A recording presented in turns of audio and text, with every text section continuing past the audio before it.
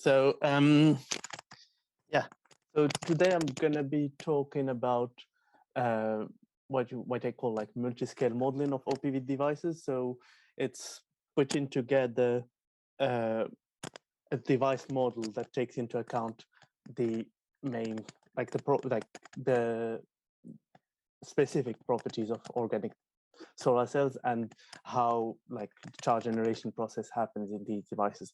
So my talk will be sorry, yeah. So my talk will be like in three parts. The first part will be talking about like kind of giving a general introduction of what are the electronic processes in organic solar cells and what are we trying to model.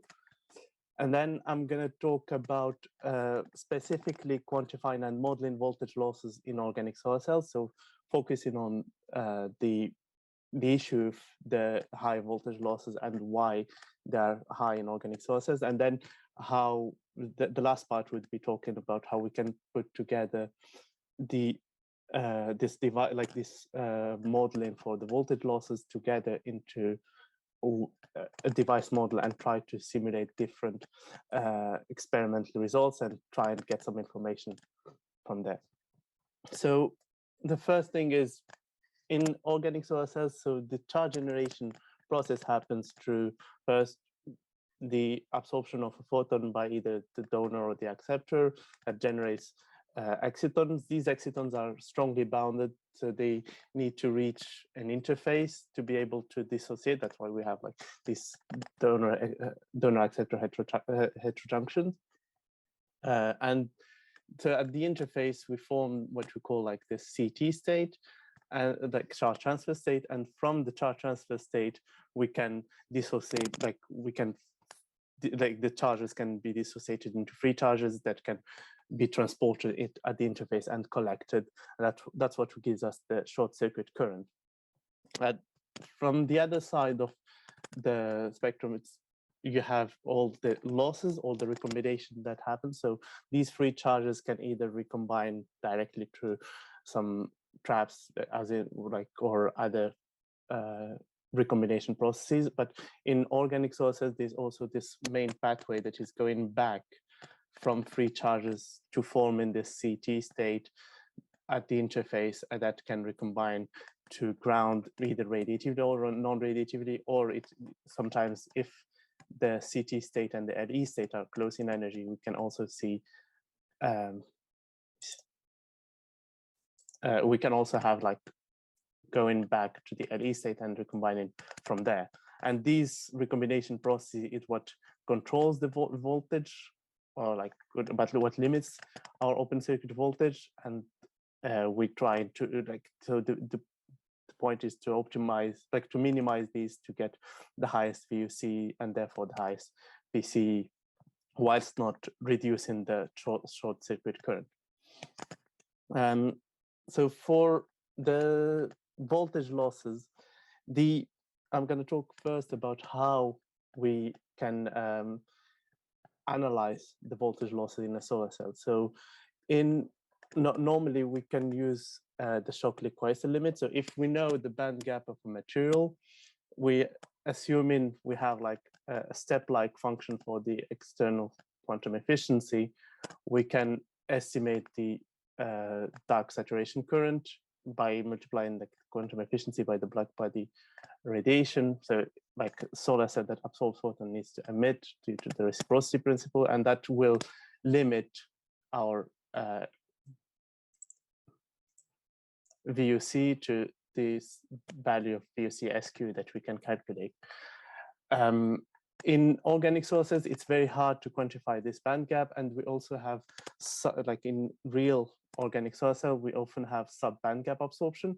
So in order to quantify the voltage losses in this case, we introduce this new value that is called that we call VUC rad.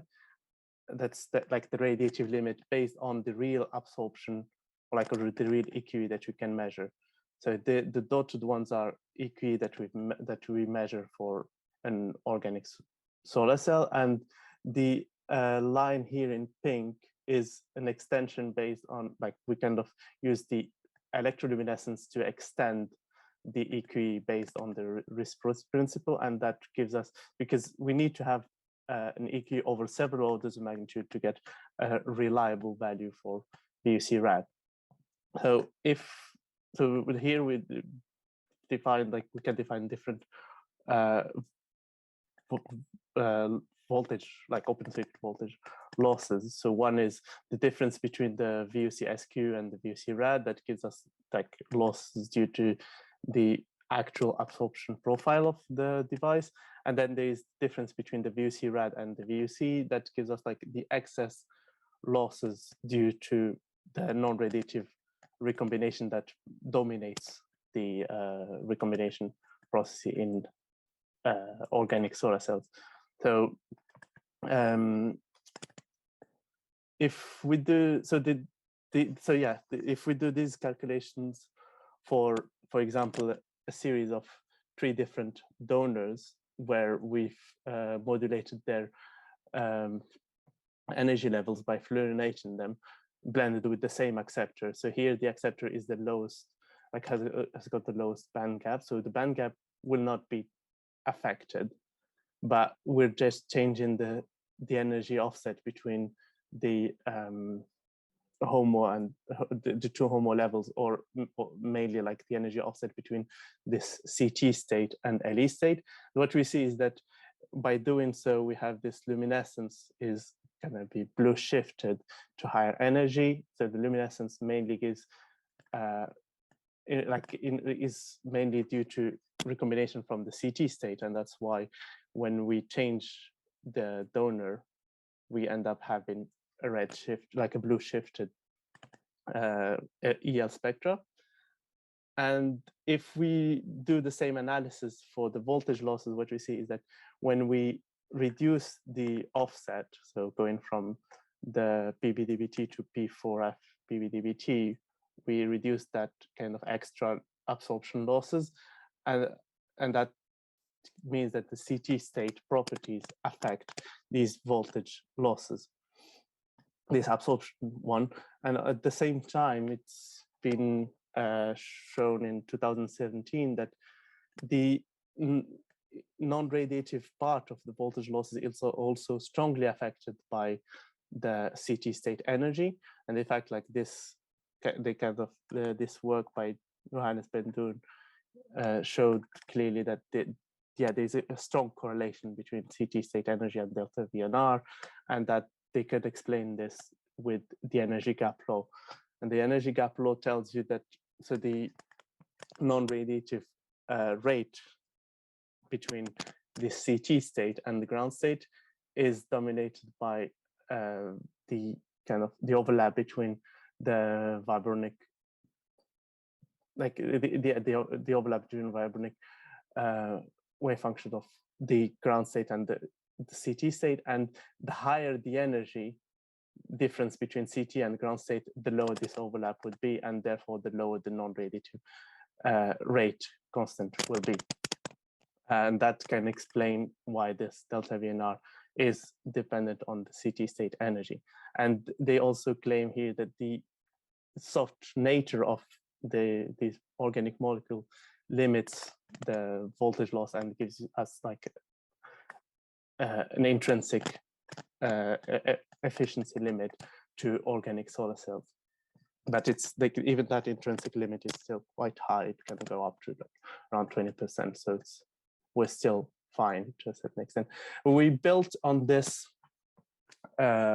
initial model that Johannes Bendun presented to look at all the parameters of this CT state that can affect the this rates of non-radiative recombination and radiative recombination.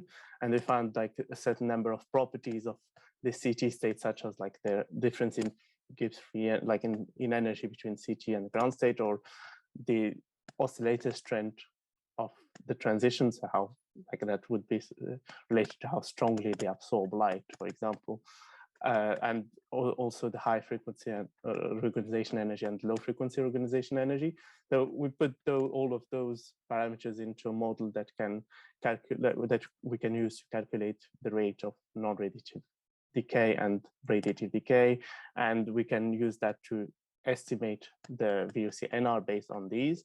We can also use the same model to estimate the absorption, like the optical response of the system, or like the sub-band gap absorption of the device, and therefore we can estimate the VOC rad as well. So we use that the way we can use this model is, to simulate. We can use this model, for example, to simulate the luminescence of the devices. So here, going back with the same 3 donor polymers blended with here C8-ITEC as an acceptor. And what you can see is that we can use this model to simulate electroluminescence, photoluminescence, and EQE at the same time. And these 3 are simulated using the same set of parameters for both the LE and CT state. And at the same time, we can use this to reproduce the voltage losses and estimate these rates for radiative and non-radiative recombination. So to a certain extent, we can use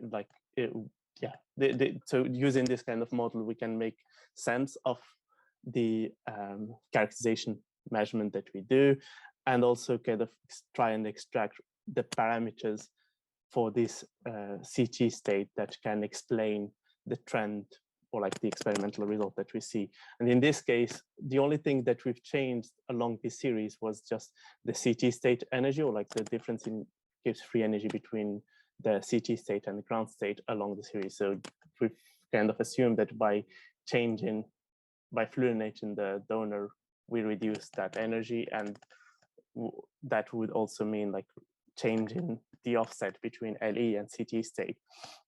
And that just changing that parameter, we can reproduce all the data that we can see here.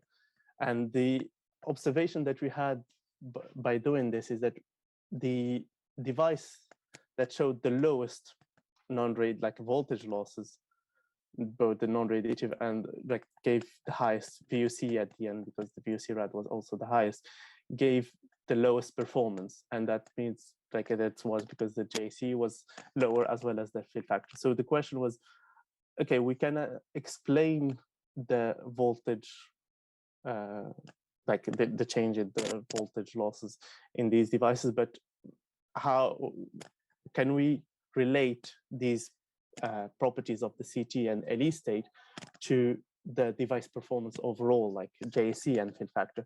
And that's when we went to put this voltage model into a model that can simulate the device, and that's what we did here. So the model has got like 3 big parts on it. So one that is related to that like excited state properties that I was talking about, and that would be giving us the absorption and recombination rates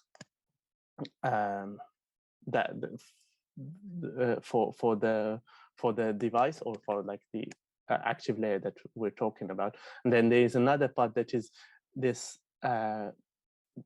like rate model to describe the exciton generation and dissociation based on like, and this kind of model can be used to explain the ultra fast response of the system. And then we incorporate all of this into a drift diffusion model so that we can kind of simulate the response of the system to and a different field, and kind of do the same like kind of simulate exactly the kind of like the JV or other optoelectronic characterization that we can do. The only issue is that with such a model, we end up with a large pool of parameters, and we need to find a way to simulate, or like to kind of if we want to simulate devices, we need to find a way to kind of reduce this parameter and to extract them in a quite a reliable way. And that's the example I'm going to show in the next slides. It's focused on the same like the same series of donor with C8-ITEC acceptor, And here, so we used the the steady state EL, PL, and EQ, as well as the voltage losses to get the excited state properties. And now we need to get some properties for the charge generation dynamics, i.e. like this, how fast this exciton dissociates and how fast the CT state dissociates. And then we also need to have some model, like some kind of way to extract the recombination properties. And normally we don't really see the recombination in the ultra-fast time scale, and we can use like optoelectronic measurement, transient optoelectronic measurement in the microsecond time scale to gain some information about the recombination, and therefore extract this reformation rate from this, like the free charges, like electron and hole or CS state to the CT state. And to do that, I'm going to mainly present transient photocharge, which is a technique similar to TPV, but we've showed that it's more reliable to use on low mobility systems such as organic semiconductors. So for the first part, like for the charge generation dynamics, we use transient absorption spectroscopy.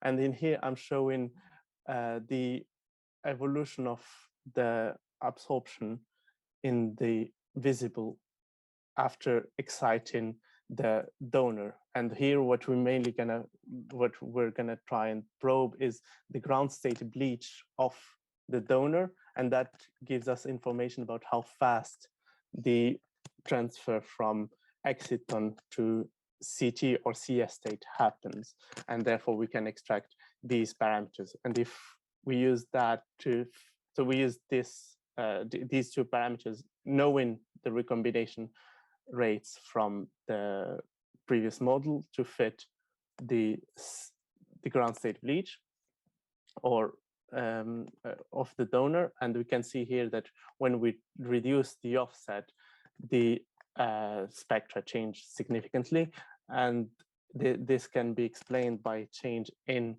the rates of dissociation of the CT to CS as well as the LE to CT state with change in the offset. So going from high offset to low offset, we reduce this dissociation rate as well as we reduce the recombination rate overall. So now the only parameter that we still need to get is this reformation rate. And to do that, we used the lifetime of the charge carriers to trying to fit the lifetime of the charge carrier using transient photocharge, like extracted using transient photocharge to simulate this under different light intensity. And you can see here that the simulation and the experiments agree quite well. The observation from the experiment was that the high offset system has got like longer lifetime as compared to the low offset systems, and that translated into a reformation rate that is significantly higher for the low offset system as compared to the high offset system. So when we put all of these parameters together, and here I've tried to kind of using this similar donors with the same acceptor, we tried to minimize the number of parameters that could be changing, and we managed to explain different experimental results at different time scales using just 4 parameters that are changing along the series. That is like this reformation rate, the dissociation of CT to CS and dissociation to LE to CT, as well as the free energy of the CT to ground state transition. And when we use these parameters to simulate the devices, we see that there is a good correlation between the experiment and the model, i.e. the JSC is slightly lower for the low offset system. The VOC is significantly higher in the low offset, but the fill factor is much lower than the others. So this way we can kind of explain we can fit, just by fitting other experimental results, manage to reproduce the device performance overall. So the question then is, okay, we managed to do all of this fitting, we managed to do all of this modeling. What can we learn from it, or what's the plus value from having this? So the first thing that we can extract from it is looking at what are the model parameters that strongly impact these, like the device performance, or like JSC, VUC, and fill factor separately. And in our case, we found that, for example, the JSC is mainly related to the ratio of the dissociation rate compared to divided by the recombination rate, whereas the VUC was mainly related to the energy offset, and finally the fill factor was related to this effective recombination rate constant. So we like if then we can use, like, knowing this, we can, for example, focus on how to increase, for example, the JSC. So for example, we could say, like, in the low offset system, if we want to increase its JSC, we could try and increase the ratio of this dissociation ratio, for example. And then the other thing that we can learn from this is also we can use this model to try and infer some relationship between the different parameters, or like properties of the molecules and the parameters of the model. So for example, here, if we compare, we've compared like the ionization potential, which we've measured from APS of the 3 donors, and the difference in free energy, like the difference in energy between the states that we got in the model. And here we found that not only, for example, the offset between LE and CT is affected by this one, is affected by the ionization potential, but also the difference in energy between the CS and CT state are affected by the ionization potential. And obviously that will affect the difference in energy between the LE and CS state. The other thing that we can try and extract from this is looking at how, for example, the rates of dissociation between LE and CT can be affected by this difference in energy between CT and LE. And can we find, and then think about a way to model this this relationship. And here we tried just like a markers like electron transfer rate to try and see, if it fits to a certain extent the relationship between these two. And it seems to be less, like, it's not as it's not very convincing. There might be something more complicated than that. But for example, if we look at the dissociation between CT and CS in our case, found that using a markers like expression can quite well explain the trend. So we could say that, like, we could to a certain extent say that this CT to CS dissociation rate is, we can explain it by, we can model it with an electron transfer process based on Marcus formulation.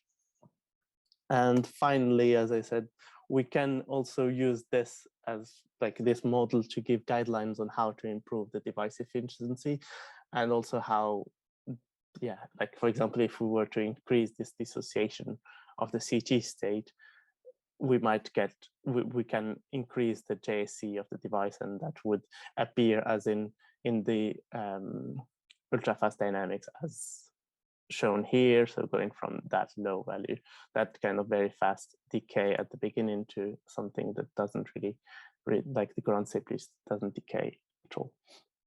And so that's hopefully, that's it. And I would like to thank all my collaborators and people who have been working with at Imperial and elsewhere, and also the funding for giving us money to do this work. And thank you all for your attention.